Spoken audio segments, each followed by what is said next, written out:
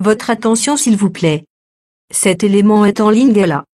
Contactez-nous pour savoir s'il est aussi disponible en la langue de votre préférence. Veuillez aussi noter qu'il est en audio uniquement, dépourvu de ce fait d'image originaire. Merci d'être venu au rendez-vous de la connaissance, de la révélation, de la précision et de la profondeur biblique. Merci d'être venu sur évangileéternel.com, le site web de l'Évangile éternel. Nous sommes la conservation, le partage et la promotion de l'Évangile éternel. Nous sommes christequality.com. Équilibrer la manne ramassée dans le désert de sorte que chacun ait un le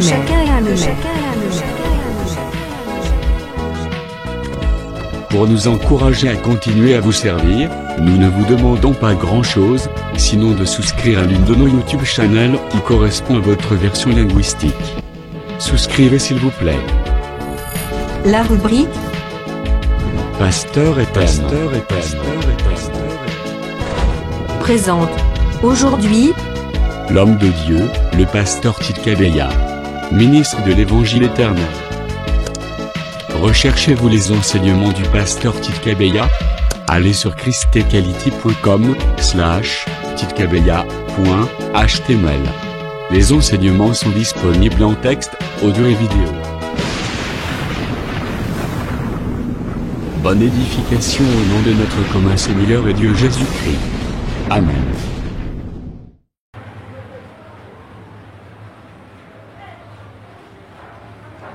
Acte chapitre 4, le verset 32.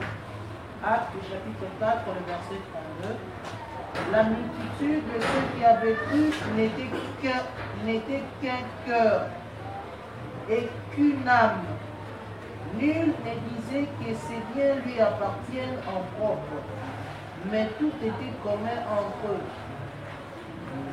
Babi, batonyo so bandimelaki bazalaki motema moko. Babi te bazalaka na motema moko te. Bazalaki motema moko.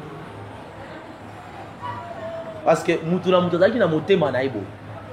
Mais awa lite ya bazalaki na yango. Bango nyonso bazalaki na lite ya moko. Nde esala eke bakoma lokwa bato bazalaki moko. C'est que lite ya esangisaka bato. Nde bakomaki ba vrai frère. Esika mate ezali mibale misato bato pe bazalaka ya kokabwana. Yango na kati ya église eloko tobunda makasi ezaki to conserver l'unité de la confession. Pour que bato bazwa balobaka eloko moko. Là où il y a ba langage multiple et ça passe même naturellement comme ça dans kati ya ndako. So boza na bana. Bozolo ba français, bozolo ba kikongo, bozolo ba chiluba, bozolo ba anglais. Et que nyonso lo mana kati ya ndako mwana bébé akoza na difficulté à koloba si vite parce que akoza na langue ya to maîtriser na nuté. Akoza na confusion. Mais ce qui langage eza moko ou langue eza seulement moko. Tant que au moni mwana azwaka allure peu facilement. Dieu a fait comme ça dans la nature. Et de même aussi dans l'église, c'est que l'ité est à moko. Mais baté na kisasa ba yebi valeur ya ko garder une confession. Ndio mona kana bato baza biloba loba mutu te na shera bible. Ngana mona ke église au moins c'est oté ça na ngelo. Moté pe musoaye. Abingana ndima ke moi si akoyo côté ya te. Bango nyonso bafanya na bakitsa liboso. Musu pe ata ya bongai jusque là na mona mabe eza côté za makoto te. Bango nyonso batie bakiti liboso. O to na 4 to na 3 ba kambila biso za misatu baza docteur, apôtre na prophète. Surtout que l'église il y a docteur, apôtre, prophète. Mais bango misatu ko andima moi ça te yati. O andima moi ça te. O amona nyonso mbaliza na mabeti bavandi wana. Eloko esangisi bango zani mabonza. Po ekota kebeli. Donc mawa esika ndengwa. Mabonza nde epesi bango esengwa ba ke frère. Bala réseau kota o moyen to tika ngo te photo vanda wana po. To bikisa bana biso mais confession et un angle l'autre côté. Mais le problème c'est que non, ton dimara que nzamba sali. To banga na biso masumu, okobanga masumu ndenge nini. Parce que masumu pona kokima ngo il faut dans liteya ya solo. Nde liteya ya solo elongola lisumu. Soko okina liteya ya solo te okokima lisumu te. Parce que yo za na miso akomona lisumu te. Il faut liteya ya solo pesa yo miso ebiso ke o lisumu lisumu. Yango nzamba pesa ka Israël mobeko. La loi ezaka une lumière pour na Israël. Et pesi bango facilité akoyeba ke o eza nyama ya mbindo, o eza nyama ya peto tolia. C'est que loi nde ko pesa bango boyebi. Mais ceux qui n'ont pas moyebi te okoyeba te yango mona mutu mususu pa frère tika biloko papa mana. Mabeza nini? Ya salinga bonga za yuma na ye. Pour ni parce que ayebi na nu mobeko te. Ana misu te. Ana litea. Donc tozongi pona otalisa ke Siméon et Lévi sont frères. Bondeko na bango parce que bazalaka animé na litea moko. Les jours où il bakendaka ko venger Dina. C'est là Jacob azali ko tirer le quoi. Abi baza ba frère Siméon na Lévi. Baza frère. Baza bandeko. Donc atalisi que poète nakanda na bango.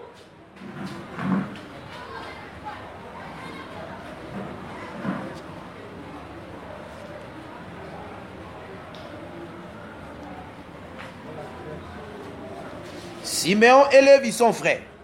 Ici bondeko na bango. Awa tozomo na Siméon na Lévi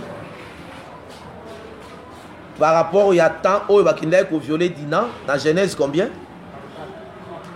Genèse 34. Tozomo na scène wana mukolo wana pour ba bomba ba shemite. Siméon na Lévi de bazwaka épée. Ba kei ko venger leur sœur Dina. Oyo ba viola kiye. Ba keko venger ye. Ba bomi ba shemite. Acte wana basalaki wana nde ezalaki kolakisa aussi l'esprit o ezalaki na kati ya sacerdoce lévitique. Siméon et Lévi bazo représenter les sacerdoces lévitiques. Oyo ezalaka na épée ya kanda.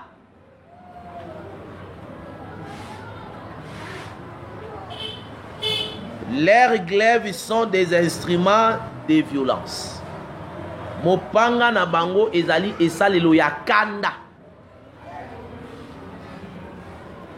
Eloko balobi awa.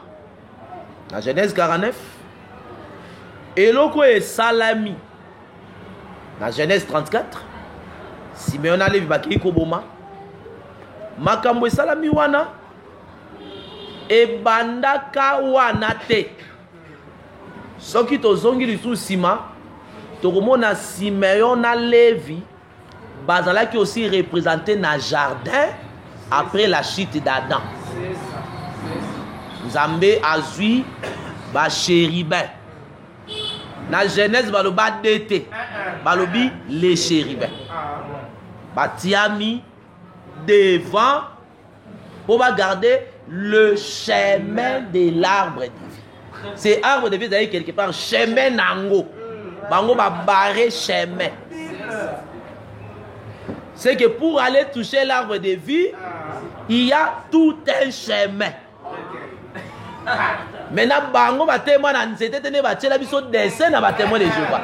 Ba tia mabe. C'est que l'arbre de vie chemin na yango avait un chemin. Maintenant na porte ya chemin bango bakangi moko atelemi awa épée ezawana. Donc si on kota na chemin ya arbre de vie épée wana ezalaka épée ya kanda. Parce que Nzambe alobi nini? Voici l'homme est devenu comme l'un de nous. Akomi lokola moko na biso. Nzambe a précisé pour la connaissance du bien et du mal. C'est que avant la connaissance du bien et du mal, Nzambe karande ayibaki ya. Mutu ayibaki te, le mal c'est quoi, le bien c'est quoi. Ayibaki te. Nde biloko Paul ayikote ya plus tard. Abike mobeko tango ezalaki te nga nayebaka eloko te. Mina tango mobeko ye nde naye kozwa boyebi ya mabe. Nde mabe ko saisi occasion kat nanga po ebumangani. Donc l'homme n'avait pas la connaissance du bien. Voici l'homme est devenu comme l'un de nous pour la connaissance du bien et du mal. Empêchons-les maintenant d'avancer sa main, de prendre l'arbre de vie, d'en manger et de vivre éternellement. C'est que le Seigneur a présenté que la mort, l'arbre de la mort et l'arbre de la vie éternelle. Et Zahara Nakata jardin. Donc, ce que vous avez au Koufi, nous étions na Mboumaya, vie éternelle. C'est comme ça que nous avons dit. Il y a déjà parti à l'écriture, on a une difficulté à situer, à que arbre de la connaissance du bien demande des agas au milieu des jardins. Et vous allez passer pourquoi? Parce que l'arbre de vie avait son chemin. Selon l'écriture, voici l'homme est devenu comme les nous. Empêchons-les maintenant d'avancer sa main et d'en toucher, de prendre l'arbre de vie. Et Dieu a placé les chérubins pour empêcher, garder le chemin de l'arbre de vie. C'est que l'arbre de vie avait son chemin. Mais ici, Kezaki au milieu du jardin. Mais pour y a chemin Zalaki. Mais nous Zalaki dans il y a jardin. Makamunyo soit né salamaki dans jardin. Nzambe aye azongi siango na tabernacle. Na tabernacle aye ko zongi sango na kati ndako bazobenga lieu très saint. Lieu très saint on est dans jardin. Azui atie banzete mi balewan. L'arbre de vie qui est la verge d'Aaron. Atie ngona kati. Les livres de la loi. Oh Moïse a komaki bati yango à côté. Zo tangi na direction des andengwana. Zo tanga ngona.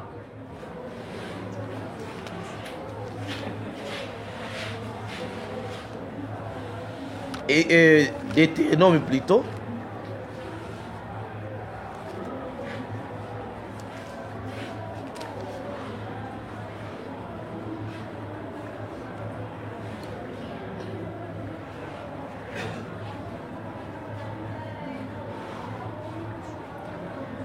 Deutéronome chapitre 31.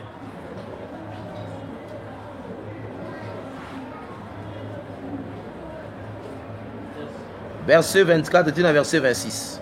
Deutéronome chapitre 31, verset 24 au verset 26. Lorsque Moïse eut complètement achevé d'écrire dans un livre les paroles de cette loi, il donna cet ordre aux Lévites qui portaient l'arche de l'alliance de l'Éternel. Prenez ces livres de la loi et mettez-les à côté de l'arche de l'alliance de l'Éternel, votre Dieu, et il sera là comme témoin contre toi. Ok. Mettez-les à côté de l'arche, les livres de la loi. Or, les livres de la loi représentaient la loi. Bati angouana, à côté. Maintenant, nakati ya arche, ezaïka na biloko oye utake pa nzambe. Man oye pour la rater, verge d'Aaron, na des tables de pierre o nzambe moko akomaki. C'est que biloko euti pa nzambe o ezala ba trace na ye moko. Atiango na kati ya arche. Mais azui les livres batiango à côté de l'arche. Donc, tango moni bongo, Dieu répète. Et là, ça y est, dans le jardin. Azongeli yango lisusu. Maintenant, kuna la loi wana ndezo représenter l'arbre de la connaissance du bien et du mal. La verge d'Aaron, la manne, ndezo ayi ko garder la vie. Parce que biloko yo epola quitté. Verge oyo elonga kaliwa, elonga butu. C'est biloko ezo garder la vie, bati yango na kati ya arche. Maintenant, biloko ezo garder vie. Likolo ya arche, bazui maintenant batie mufiniku, likola mufiniku wana batie des chérubins. Vous savez nzamba zongi makamwa jardin, c'est que nenga tiki ba jardin, ba chérubin kuna ba garder chemin ya vie éternelle. Aye ko zasiko likolo ya arche, atie mufiniku, c'est que tango otchaka mufiniku wana azui ba chérubin tie bango, c'est que le couvercle là et sali et garder la vie qui était là. Maintenant, ba chérubin ba tikaliwan.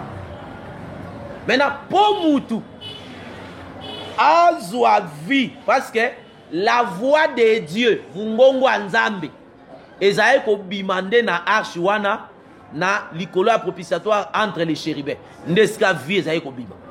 Mungongo ezaye ko bima, ndeska ezaye ko makila. C'est pour makila, pour mungongo ebima, et sika makila ezaye ko zala wana. So ba ba tie makila, pour na la que entre les deux chérubins, bazaye ko zana besoin makila pour que mongongo ebima wana. Tozu mukanda ya Exode po ondi misama makambo tozolo beza ya solo.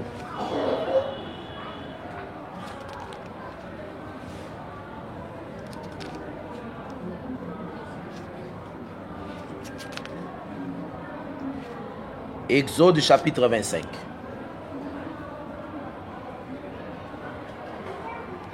Je vais partir à verset 16.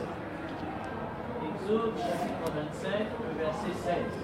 Banda okitati na verset 22. Tu mettras dans l'arche les témoignages que je te donnerai. Hein? Tu feras un propitiatoire d'or pur. Sa longueur sera de 2 coudées et demi et sa largeur d'1 coudée et demi. Tu feras 2 chérubins d'or. Tu les feras d'or battu aux 2 extrémités du propitiatoire. Fais un chérubin à l'une des extrémités et un chérubin à l'autre extrémité. Vous ferez les chérubins sortant du propitiatoire à ces 2 extrémités. Les chérubins étendront le zèle par-dessus, couvrant de leurs ailes le propitiatoire et se faisant face l'un à l'autre. Les chérubins auront la face tournée vers le propitiatoire.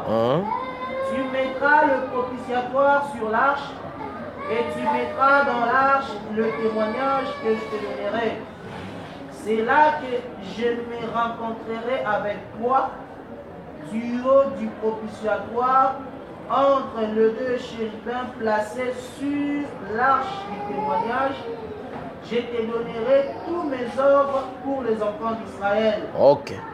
C'est que entre les chérubins placés sur l'arche du témoignage, je te donnerai mes ordres. C'est que mungongo nzambe ebanda ko bimawana. C'est là que Dieu parlait dans les lettres saintes. Donc c'est comme ça, tout ça que makambuana kuna na jardin ba précisaka nombre ba chérubin te. Mais tout moni na tabernacle tant ba osala maintenant de nzamba ko préciser ba tia 2 chérubins. Oyo bazaka na posa ya makila. Ceux qui maquillent zate au côté. Donc c'est comme ça, tout à ici que le 2 chérubins là, ezalaki kolobela toujours nzambe ye moko, mais na position ya homme ya couleur. Nde tout à ici que Simeon et Lévi bazali ko représenter deux chérubins wana. Et ces deux chérubins bazali ki nde kotalisa Nzambe na temps ya loi. Dieu était un Dieu de colère. Maintenant, Nzambe na likolo oyo aza esprit a se représenter na Simeon na Lévi. O baza frère, baza moko. Plus loin total sera que ba chérubin wana nde bazara aussi ko représenter ba être vivant. Ba être vivant zalaka moto, ngombe, lion na aigle. Maintenant na kati ba être vivant wana minei mi balé wana ba chérubin mi balé wana ba représenter kande lion na aigle parce que baza ba nyama ya makila. C'est pourquoi batiaki mi balé wana vo na homme baza ba nyama oyo vo andi na nyama oyo andi maka sacrifice, l'homme aussi andi maka sacrifice. C'est Esaïe ko expliquer Nzambe na ba facette na ye oyo akotalisa Nzambe ya kanda pe ye moko akoya kosisa kanda na ye moko. C'est que à partir déjà ya ba être vivant nde biso to comprenaka le mystère de la divinité de Dieu. Donc muto ya silika ki ye moko muto ya kosisa kanda na ye moko. Muto mususu te. Voilà pourquoi total ici que tant que tu as vu Simeon a Lévi son frère. Tu as essayé d'abord cause à la frère et ça cause à la moko. Simeon a Lévi on a Esaïe ka kotali ça. L'Éternel n'a tant ya loi. Azaï ko représenter Simeon na Lévi. Ou Azaï qui d'abord un Dieu de colère. Un Dieu qui ne pardonnait pas les fautes. Qui tuait. Salut ma bien abomi. Jacob tango azoloba awa Simeon et Lévi son frère. Leur instrument, leur glaive est un instrument de violence. Mopanga na bango eza esaleli ya kanda. Nde tozali ko comprendre que Simeon na Lévi bazali ko représenter sacerdoce mobimba ya ba Lévi.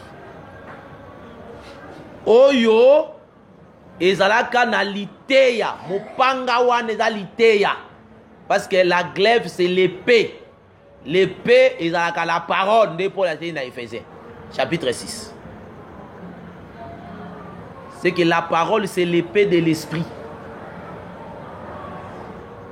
Yango biso to boya ka mutu azwa épée ya molimo.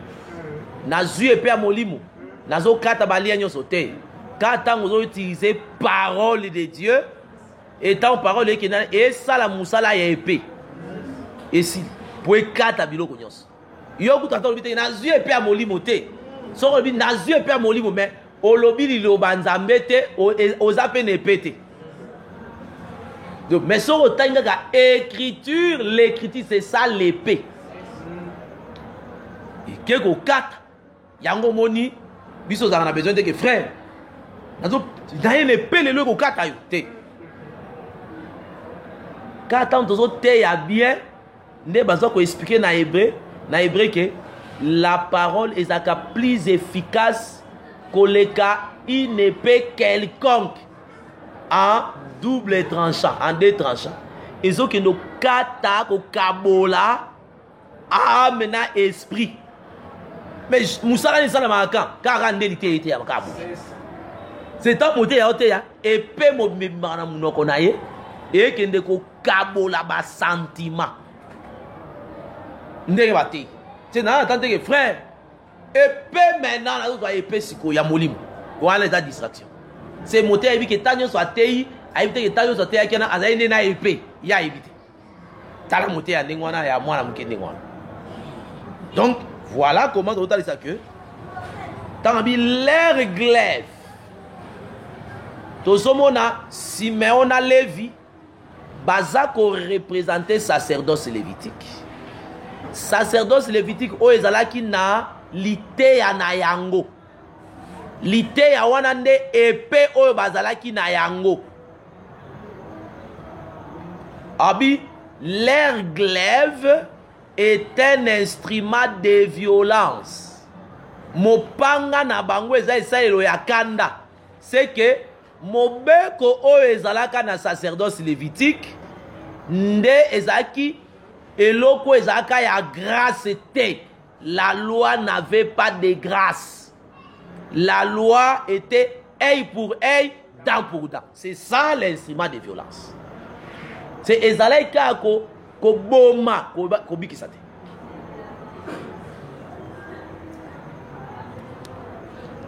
Alobi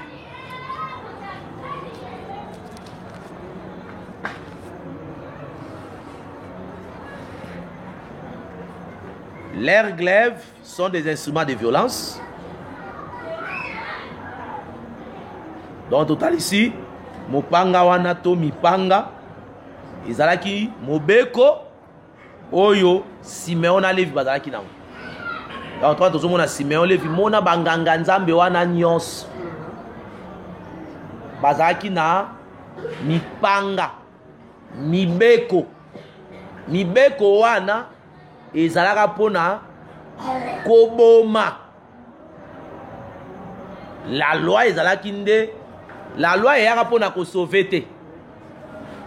Totanga écriture ya Ézéchiel chapitre 20 verset 25.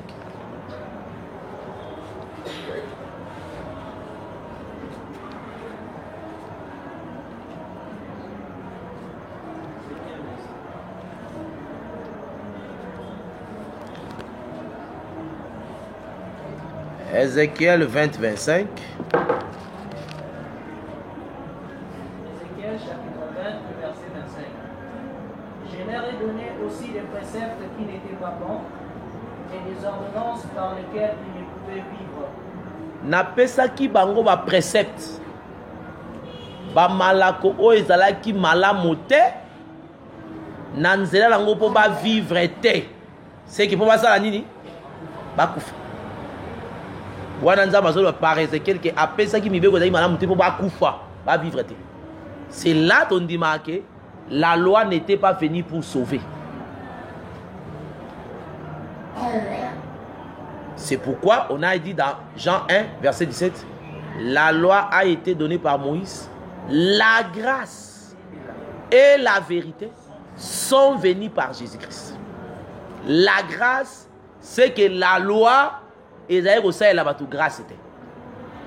Ezali koboma obuki yango babomi yo.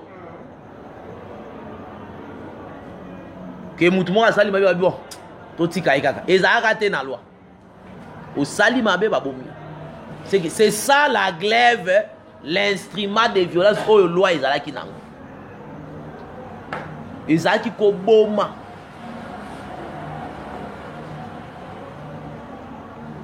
Alobi? Que mon âme n'entre point dans l'air conciliable. Âme nangai tata ekota na likita wana te.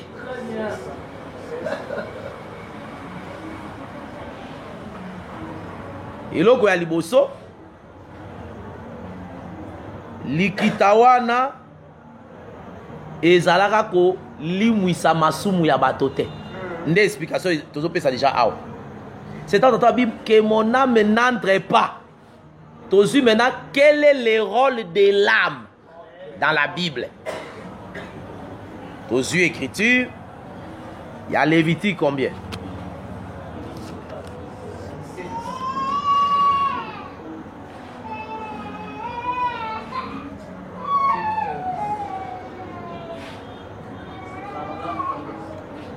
Tangira biso Lévitique 17 wana. Ici ka bazolo basé par verset 11. Lévitique 17 verset 11. Car l'âme de la chair est dans le sang. Je vous l'ai donné sur l'autel afin qu'il serve d'expiation pour vos âmes. Car c'est par l'âme que le sang fait l'expiation. C'est par l'âme que le sang fait l'expiation. C'est que tu dois comprendre que l'âme a une mission ya kosala expiation. C'est par l'âme que le sang fait l'expiation. Donc, tangu tata alobi amenaye kozala na conciliabile wanate. C'est que eza conciliabile moko oyo batu bakozwaka expiation ya péché te. Parce que l'âme du père eza na kati te. Est-ce que vous comprenez l'autre chose là très bien? Donc, ezaki sacerdoce o ezangaka âme ya tata. Ezangaka l'expiation du péché. Parce que c'est par l'âme que l'expiation ezali ko salam. L'âme wana o ba devina Lévitique oyo. Ezali ko lebela Jésus. Parce que dans la Bible âme etika âme te.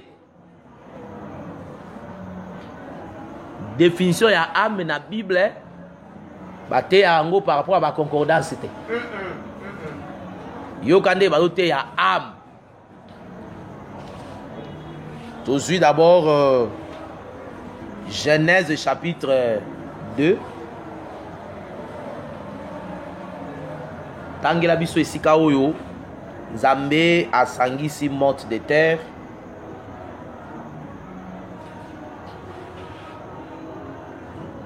Genèse chapitre 2. Je lis verset 6.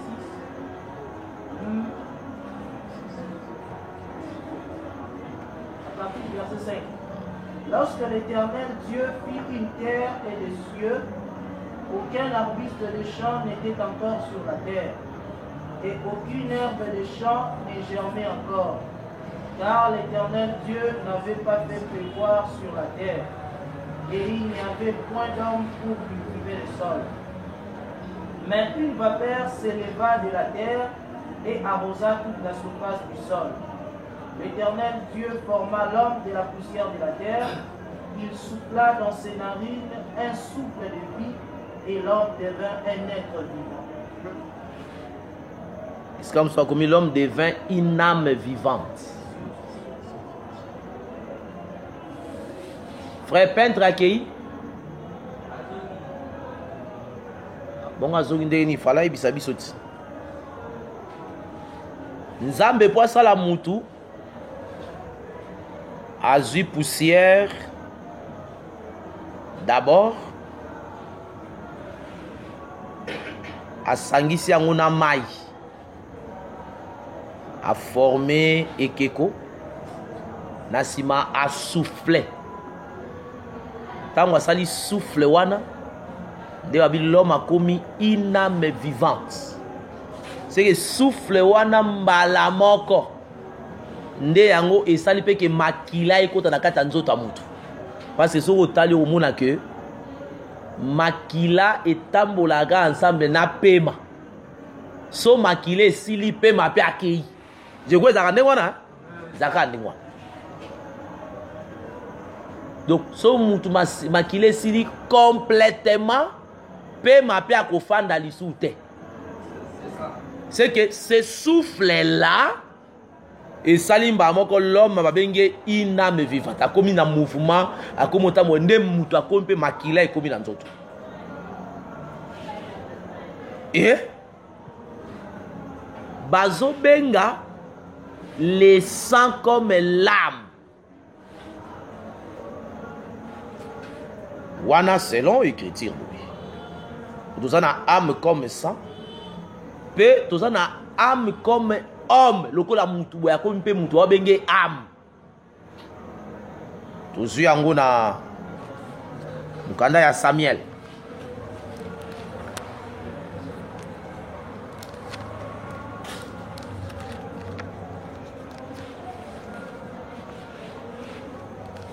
Tangela biso après Bitumba, il y a 1 Samuel, je crois, 18.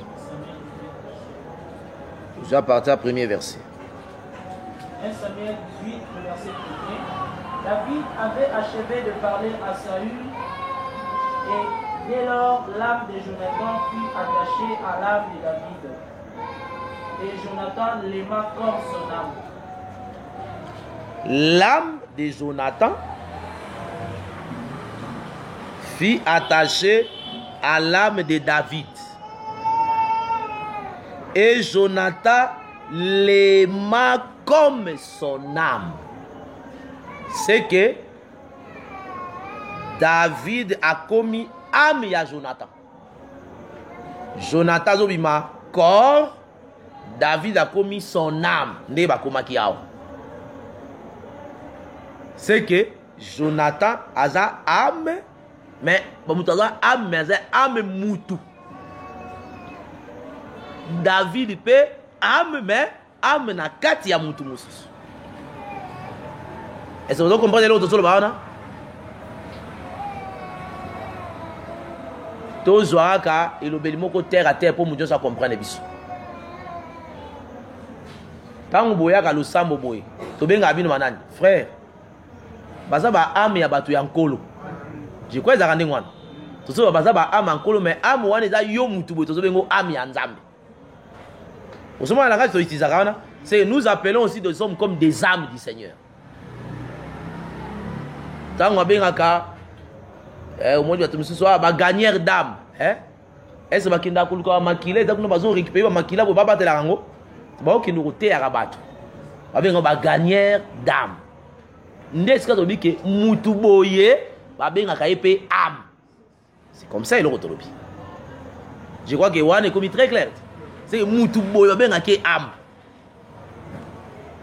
Et l'autre Wan est salama bongo pour expliquer écriture à Lévitique 17 Wan.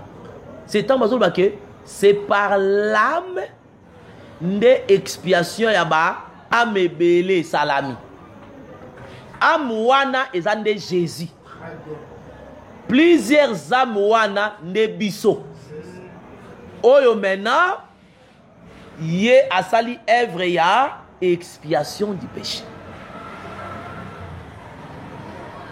C'est que poto que le musikate na ngaya besoka o comprendre l'obélia à moi.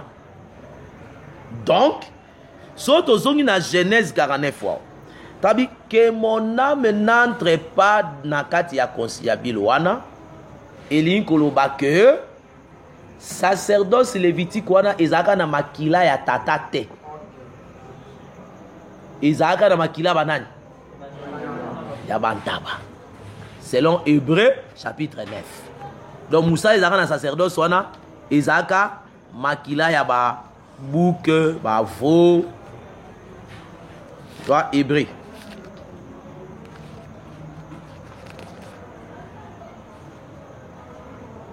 chapitre 9 Josué à partir à verset 12 Tig na 14. Hébreu chapitre 9 verset 12. Et il est entré une fois pour toutes dans le lieu très saint, non avec les sangs de bouc et de veau, mais avec son propre sang, ayant obtenu une rédemption éternelle. Car si les sangs de taureau et de bouc et les cendres d'une vache répandues sur ceux qui sont souillés sanctifient et procurent la pureté de la chair, combien plus le sang de Christ, qui par un esprit éternel s'est offert lui-même sans tâche à Dieu, purifiera-t-il votre conscience des œuvres mortes, afin que vous serviez le Dieu vivant? Ok. Donc les sangs des taureaux, des boucs, des aramakila au Aaron abani bazali ko sala mikonzi pour na ko purifier la chair des gens. Des trala ko purifier conscience était.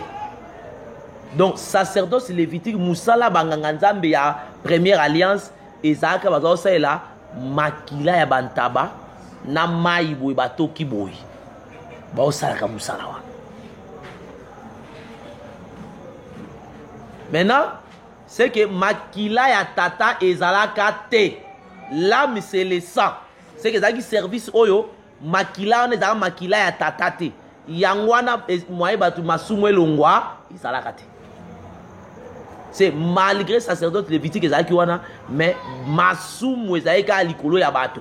Dieu voyait toujours les gens comme des pécheurs parce que ezalaka ko zipa masumu ezalaka ko ôter les péchés te. Pourquoi? Parce que c'est makila ya bantaba. Pour en dire parce que Jacob le quoi tatabi que mon âme est contre na kati ya conciliabile wana te. C'est que ezaki na makila te. L'âme c'est le sang. Makila tate ezaki te. Yango tomoni lelo. Soki biso tozui rédemption éternelle c'est parce que makila ya nzambe pesami lelo. Dieu a donné son propre sang. Yango lelo tozui rédemption. Aye pe lisusu koloba que mon esprit ne s'unisse point dans leur assemblée. Ezaki aussi sacerdoce oyo ezaki na esprité. Parce que quand il y a l'esprit, tout le monde a la lumière. L'explication. C'est par l'explication. C'est quand le Saint-Esprit azali, quand l'Esprit du Père azali. Ce qui Saint-Esprit dans la carte église. Et lorsque le Saint-Esprit dans l'Esprit à tata azali, eza que makambo ya nzambe o eza na Bible et ko fongwa melaka bato. Bato bakoza na vie. Mais sacerdoce lévitique ezaki sacerdoce moko sans vie. Ezaki ko expier masumu bato te. Ezaki pe ko pesa bato vite parce que bato bazali ko te ya wana ata mutu moko azali ko interpréter parce que bazali na Saint-Esprit te. Pour expliquer makambo ya nzambe. Parce que la vie est dans l'explication. Quand on est interpréter makambo ya nzambe na ndenge ya nzambe ya solo, ne vie éternelle bozon di bango ke bozanango. C'est par l'explication. Tangu Daniel azaki na l'esprit supérieur, l'esprit du Père, cet esprit supérieur a interprété les songes. Et tant que si interprétation, ne batonions so bazwaka la vie sauve. C'est quand il y a l'esprit, l'explication est allée. Sacerdoce lévitique est une explication à parole. Bazota ngi batuka mobeko ka mobesu bon. Ndelo ko toba ke mawa na ba o baza kino lelo na kati na ba observation ka ya mobeko ya Moïse ndenge sala kawana. Baza bato mawa. Na ba bima neti ata mutu moko te na bima ko eko bika. Na enlèvement azate. Pour nani ti lelo. Bima asala ka ba mibeko ya Moïse. Ya soki mwasi aza na kati ba période na ye akoki kolambela mobali te. Akola na mbeto na mobali mbeto na mobali te akola na se. Bazui mobeko ba appliquer ngo mabe Moïse kutu aloba bongo te. Baza obima libanda ya molako. Bake libanda ya ka. Mena tongo ba pa baye apesi batumbote. Batu bakomi suye, c'est là. Et si vous allez commis suye, soit matin à bis ça va te commis suye. Pour na kobanga biloko bazali komi kende la libanda ya kan. Afandi ti mikona e ukoka asokoli mai azongi na kan. Et bim azui aosa elango mobesu. Maudit soit quiconque azali ko s'attacher na loi.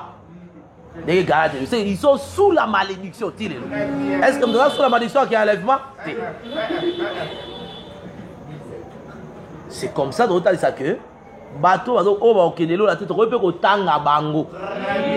Il est bino bima bo okendete. Bon anine.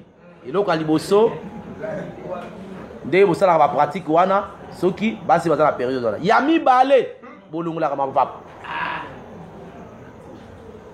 Vous avez l'accès, vous avez un capable de binonios. Vous avez la côté. Il y a mis ça tout, église Nabino, et ça qui a mon tout qu'on apporte. Tant qu'on apporte à Koufi, et heureusement, premier ministre, maintenant, dans le Zalaki. A Bengisi Bango Nakati, il y a primature. Quand on a fait une information dans la langue. Après si bango chambre moko na primatique ba fanda ba yokana a obligé bango lelo bo si salika mwa na linko yoka bime panda te nani apesa conseil mata tamponi paye ba fandi ti ba eko yoka na basisi bazui micro apesa compte rendu à gouvernement ba telemi na bango nyos ba bito yokani likamboza lisusu te mais lobi toza oya na frère moto moni bima toza na frère nan Blanchard. Frère Blanchard, bima to mona ki wapi? Ah frère, yo zaka na mémoire, mon pousse bonne ni frère.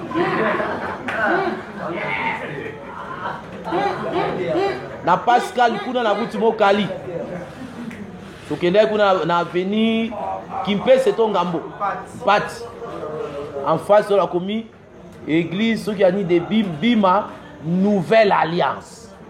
C'est que Bima ancienne alliance ezali na Bima Nouvelle Alliance. Na kamwe. C'est une nouvelle alliance c'est que voici bakabwani abatwa. Nouvelle alliance. Et ça l'a mis wapi. Tala Bima ndengwana. Donc ba omo ba ibiso tuni bako est-ce que ancienne alliance ya Bima ba kota te ba kota te. Siko tant to kwana bekito bi na bino ba ancienne alliance. Na nouvelle alliance uzaka na kati ya malédiction. Okelo la. Yango to boya ka prophète na Bima prophète nzambe azaka. Baza ba devin. Ba osala biloko moko boye mais okepe kuna. Ba ibiso ke non noko na bino asalaka accident na 1928 abuka na kalinu oya ya liboso aya munene et aucun vérifier ba biso que non noko na bino wana asalaka accident et bibi bien après accident wana nde sala ke famille nyonso abota makalinu moko ezaka te clair alobi ngo pe boye beti net mais a okendelo la te c'est ça ndenge bala mazalaki très bien. Bala mazalaki so akangi miso amoni makambo ya solo. Tango atala amoni pe Israël azali na rocher. Mis à part. Mabenga ye des vins. Faux prophètes. Donc c'est comme ça de total saki. Biso to banga ate muta pe sa précision ya prophétie.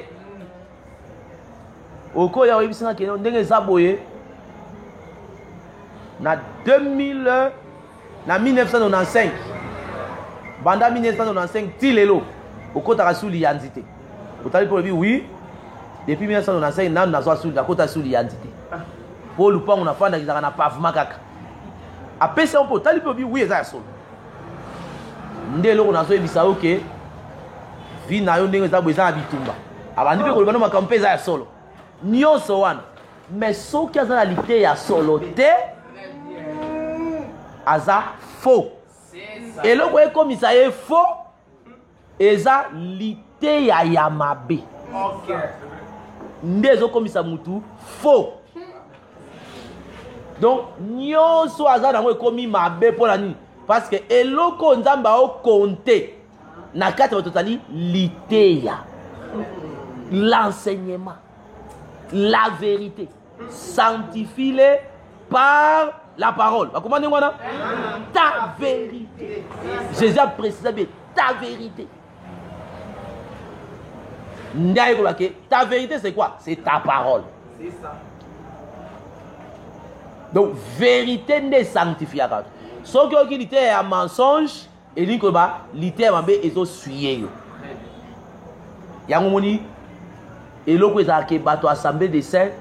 Bazaka na difficulté okendo kota ka ba église musu ya bato oko ya opesi invitation na fandi ti Natali nde na lamuki na tongo na sambeli na fingi mutute na tongi te na ve na conscience nanga mais na 16h owenga pona kende kokoma salité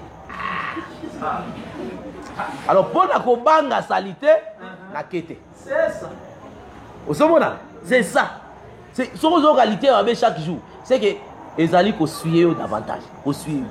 Il y a un monde qui dit que ceux qui se sanctifient davantage. Ceux qui se suivent, se suivent. Mais au moment où on se suit, donc, et là, l'idée, c'est l'idée avec chaque jour. Au panier, on s'appelle la télévision. Au coup, par exemple, Kabundi Mukole à l'hôtel. Kabundi Mukole tonani. Voilà. Olanditi à l'hôtel ati. Olandi maté olanyo so osilisi. Après, ba yem bande yo po sambel nango osilisi osasuye. C'est même la télévision, ils ont suivi. Yango woni ba frère à message, ba mona ki ah, pona ko éviter biloko autre la qualité ya message. tout na ba CD banze mu na biso poto kabilo na biso poto éviter suivre one. Mais malgré cela ba kimi yango mais baza nango na ba CD baza nango na kati ba brochure. Ba na suivre na brochure. Yo kandeke frère Paul ateya brochure. Makamuni ba côté na brochure. C'est que soko ningo ta la brochure au vérifier nini. Paul ateya kitoko frère.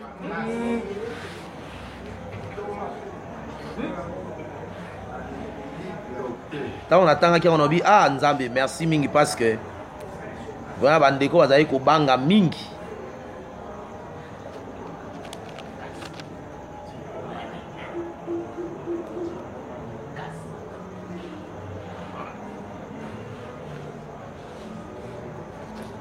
Ekiti wana funa zwango penza.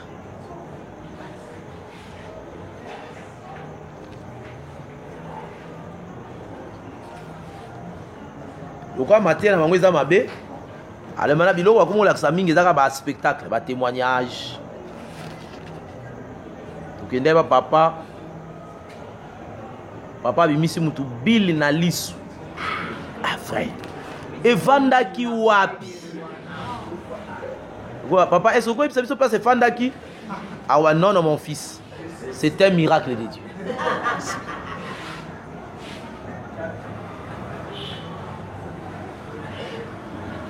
2 Corinthiens chapitre 1er.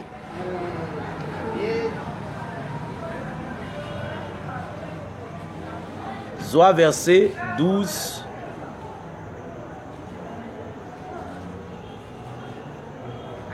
Mais verset verset 13. 2 Corinthiens chapitre 1er, je lis à partir du verset 12. Car ce qui fait notre joie, c'est ces témoignages.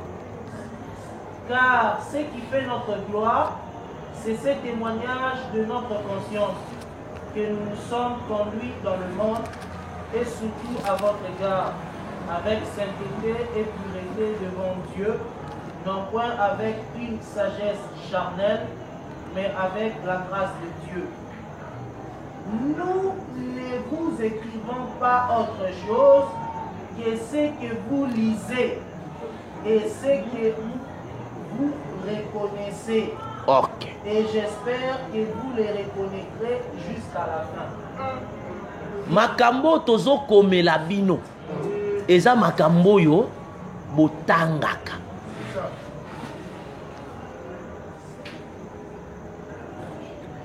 Car ce que nous vous écrivons dans nos lettres, ba lettre de 1 Corinthiens, ba Galates, ba Ephésiens, ils ont ba lettre ba o apôtre ba o tinde ba santu par rapport à makambo ba ko ba sangoya ba église. Neti écriture neti ba épître oyo. Abenga mususu épître mususu azaka lettre. Neti a commis deuxième lettre aux Corinthiens. Est-ce que vous avez épître de Paul aux Corinthiens? Épître de la lettre Paul à comment qui donc livre de temps à qui lettre pendant commis en papier bouilli. Je veux que les jeunes se marient, qu'ils aient des enfants. Et ça mukanda a commis à Tindeli Timothée. Azui à Tindiango na lingomba ya Corinthe et puis basa likuna batangi yango. Yebisa sert sous aya kotika offrande na ya vakene. Benga ito commis na suka to sambela. Maintenant, Azoïb savons que car ce que nous vous écrivons dans nos lettres ne veut pas dire autre chose que ce que vous pouvez y lire et y comprendre. Donc, Makambo va au coma. Surtout dit ah Paul, Makambo le bibo, je ne veux pas que la femme athée. Lettre au commun bisoboy. Aux yeux en wapi. Akoloba tanga a PC écriture l'ancienne alliance. Comme le dit aussi la loi. Si vous avez la loi,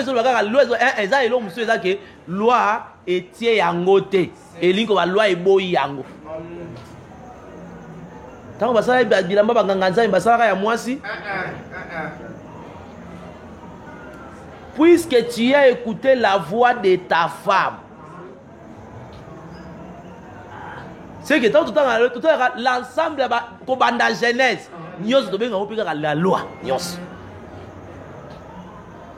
Le coup, la kuna maboyaki. Batia moi si moteite.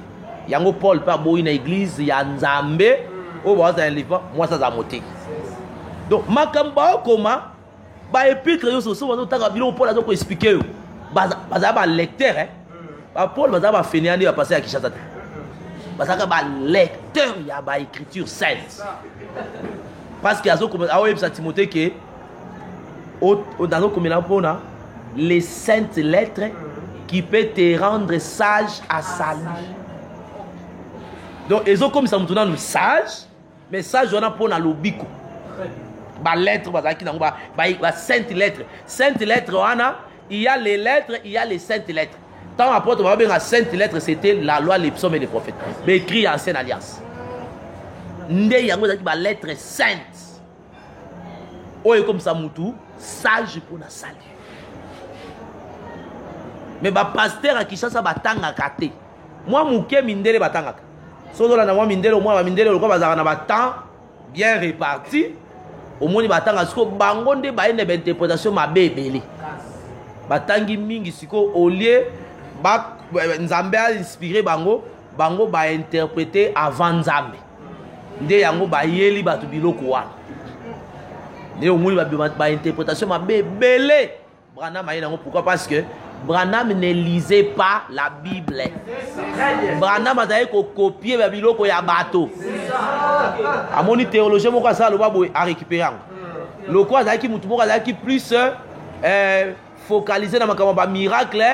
A comment qu'est-ce qu'on comment la question kaye au moins a dit que 15 000 béquilles lelo to récolter.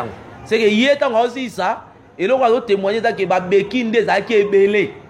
Mais au tout cas, on a dit que non, et l'oko na lobeli bino. Botalango boye, et puis c'est un fondement. Oyo, moutounyo so kaye à côté yango parce que Paul nate yango. Okuta biloko alati. Okuta Branham a otchapi a biloko na ndenge naï. Un homme qui raisonnait beaucoup sur les Écritures. Akosi ba mikolo ere, akosi mindele. Ba ningane mindele ba ya bayumu. Kosi bango ti ba congolais ko bango bazaka na maladie ya mayamba. Ba congolais bazaka tana ko vérifier te. Bimaka kande mo molini les autres. Obimika hotel so mtoya ka oh batu mo ba telemi wana boye ndi baza suspect. Et sili kande ozo bisa batu wana ba leki boye mba moko. Oh na tinela batu mo ba telemi kana bazaka suspect. Et sili etamboli bongo. Au moins, il peut dire que tu as appelé sous-sauté ici. Pour au moins, qui nous a dit c'est que quand nous avons ne pas mayamba la biloko nyoso. Yango moni mater mabe eza na niveau très élevé na Kinshasa par rapport à pays musu. Pays musu aboya yango hein. So que na Congo Brazza aboya biloko musu. Aboya. Neti mutu mo za oganga na tongo azo toboka pour moi azo lekao. Na bimi na temi na talie boy frère a okufa mabe hein ozanti na ndenga oganga chemise na ye etengami mupanzi oyo akoyoka ka passe c'est fort mais chemise ça les ola saki ayoka passe koto na braza ba peki sara biloko wana ba komi ko bati na radio bino bazairwa Nzambe akomi ya kobelela biso na nzela tolali tongo eza 5 heures za ebatu balali bazopema Nzambe komi ya kobelela biso tozoya no sabote kobelela biso Nzambe babela kamapa o Nzambe ni bino boyeli biso boy wana tango biso toke na braza batango ba après ba guerre wana be faze sonne o santine bazobenga ka babenga ngo Christ qui crie dans les déserts chant du coq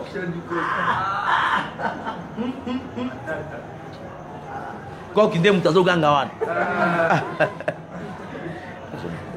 donc pour na kotalisa que tozaye koloba soki l'explication exacte frère Batou Bakoufi que mon esprit ne s'unisse pas à leur assemblée c'est que na kati ya sacerdoce wana ezaka na âme ya tata te ezaka pe na esprit te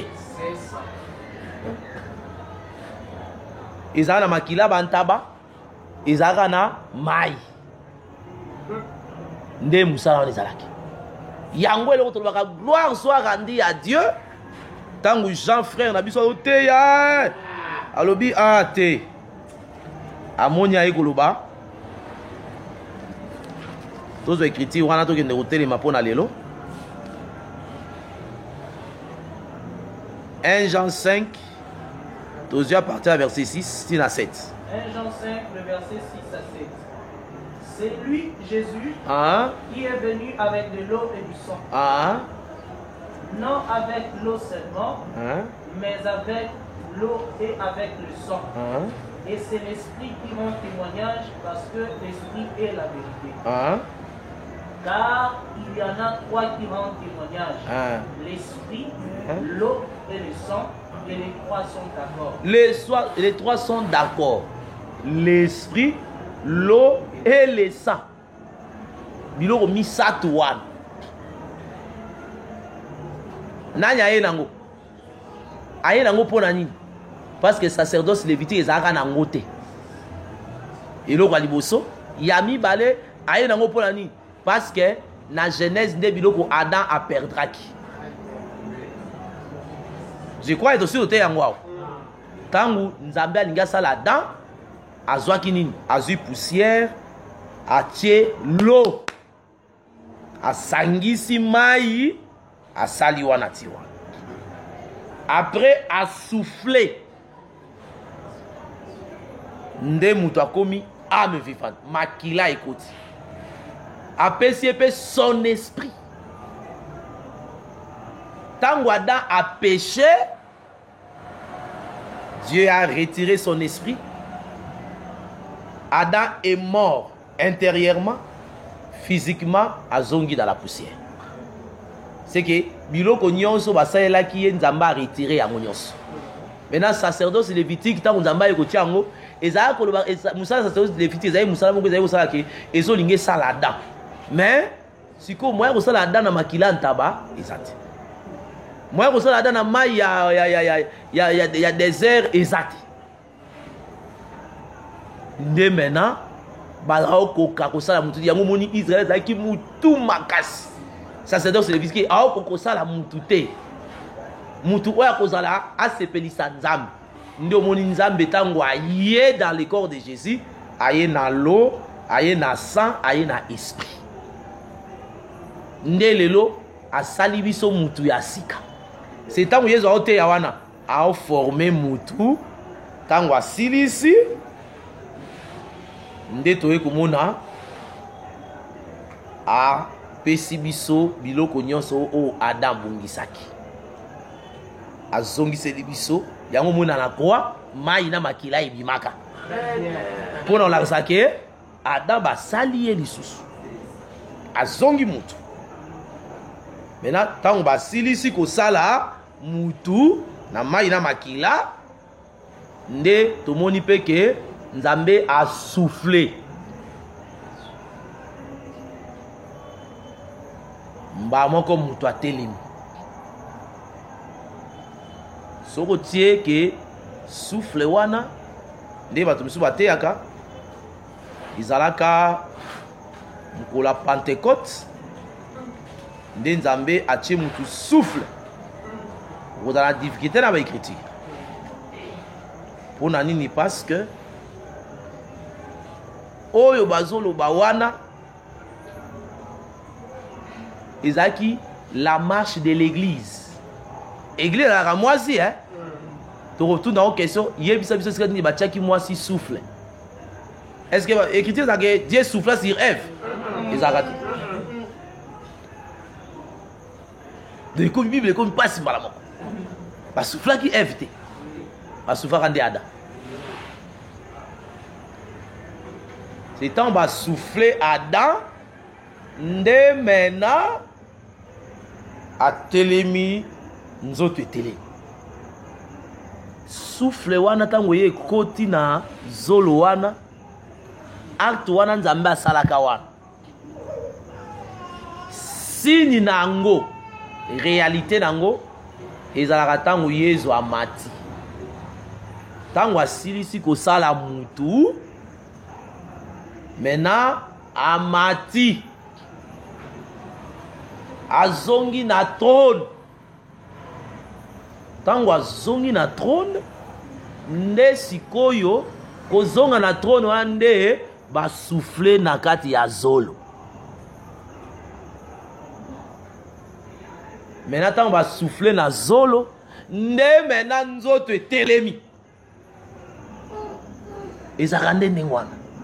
C'est que tant que Yesu azongi, nde maintenant, tant que azongi, parce que ba soufflaka na mutu. Mutu ezaki nde likolo. Pour vie ezala manifester par peuple, et sengelaki nganga nzamba kende tina lié très saint likolo ya arche.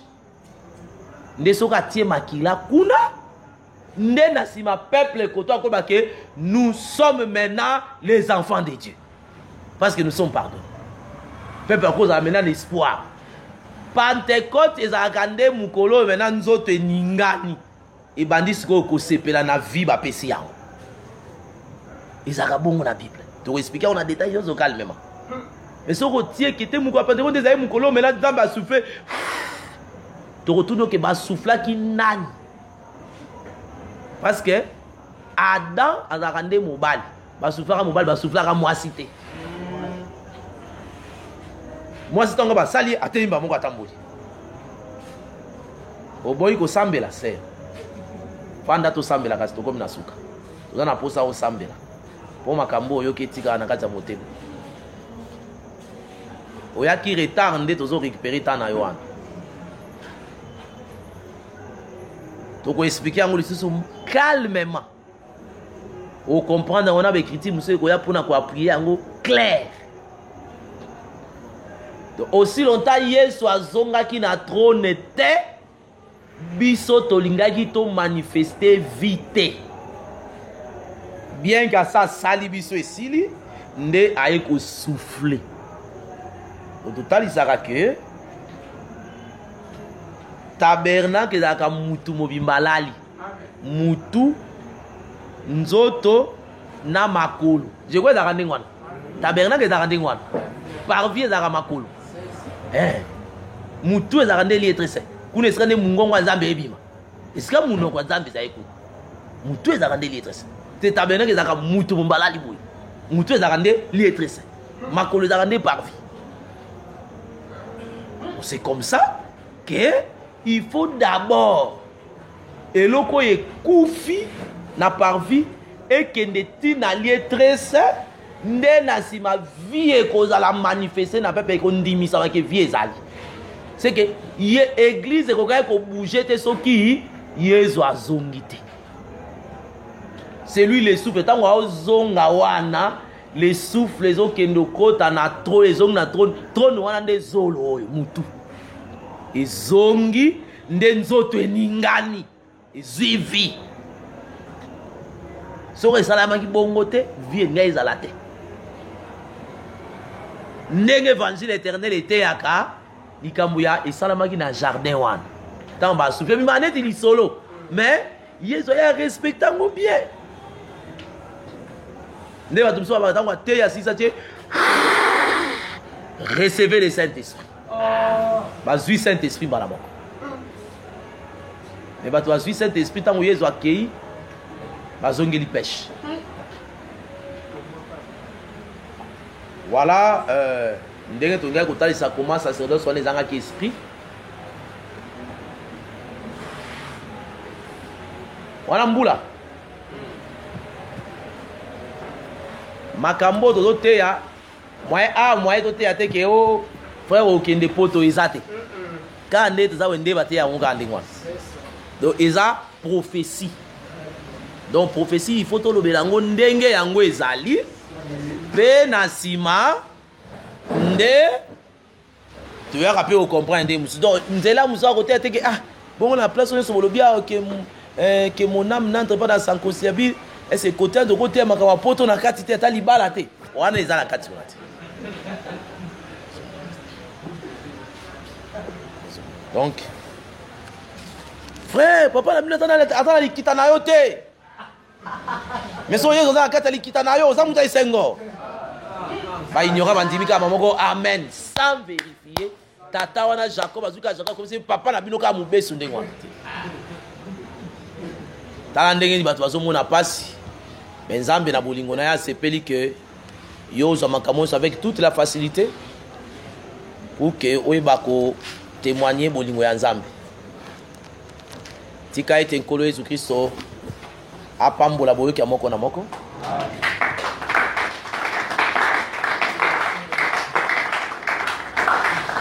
Yamboto sambela tolingi koloba boyi. Lokola bakambi na bino ozali pe ko tala makambo ezali boye na kati ya mboka ya aussi moi ezali ko annoncer dimanche comme si. Merci d'avoir suivi ce message et que Jésus-Christ vous bénisse. Si vous avez une question à l'intention de l'homme de Dieu, si vous voulez que l'homme de Dieu prie pour vous, si vous voulez vous confier à l'homme de Dieu, ou si vous voulez tout simplement bénir l'homme de Dieu, contactez-le directement si ses coordonnées sont disponibles depuis sa page. Sinon, contactez-nous et nous lui transmettrons vos préoccupations. N'oubliez pas de faire un tour à notre page évangélisation pour voir en quoi vous pouvez vous rendre utile à Christ par cette œuvre. Que Dieu vous bénisse tous. Amen. ChristKelity.com.